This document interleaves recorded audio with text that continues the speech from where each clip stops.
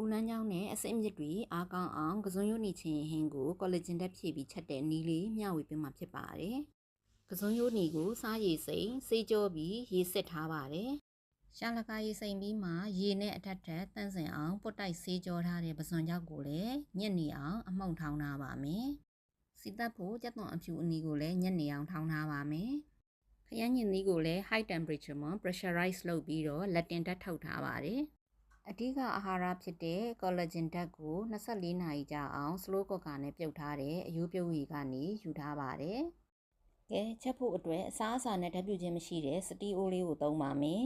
။စီနှဲငယ်နဲ့ကြက်သွန်အနီကြက်သွန်အဖြူတို့ကိုမီးအေးအေးလေးနဲ့စပြီးစီတက်ပါမယ်။စီငွေ့မပြန်အောင်ဖြည်းဖြည်းချင်းချက်ပေးပါမယ်။စနစ်မုတ်ထည့်ပါမယ်။ကြက်သွန်နဲ့နွမ်းပြီးအနံ့လေးမှုေးလာပြီဆိုရင်လက်တင်ဓာတ်ထုတ်ထားတဲ့ခရမ်းညင်သီးအနှစ်ကလေးကိုထည့်လိုက်ပါမယ်။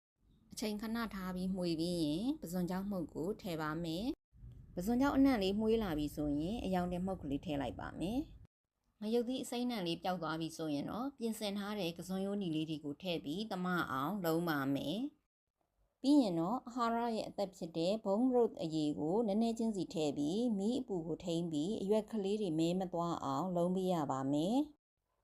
ကစွန်ရိုးနီတွေအနှဲငယ်နူးညံ့လာပြီဆိုမှကြံတဲ့ဘုံပရုတ်အရည်ကိုလောင်းထည့်ပြီးစူပွက်အောင်တည်ပါမယ်။ဟင်းအိုးစူပွက်ပြီးကစွန်ရွက်တွေအီးကျသွားပြီဆိုရင်ဟင်းရဲ့အဓိကအရသာဖြစ်တဲ့ချင်းပြုံးပြုံးအရသာကိုပေးမယ်။ကမွန်းချိန်ဘက်6ကိုထည့်ပါမယ်။အရသာဖြည့်ဖို့အတွက်ပန်းရောင်စားအနှဲငယ်ခတ်ပါမယ်။ကမွန်းချိန်ရွက်ရဲ့အချင်တက်နဲ့အယိုးပြုတ်ရဲ့အာဟာရတွေအကုန်လုံးသမသွားအောင်ခဏလေးထပ်တည်ပြီးအရသာမြည်ကြည့်ပါမယ်။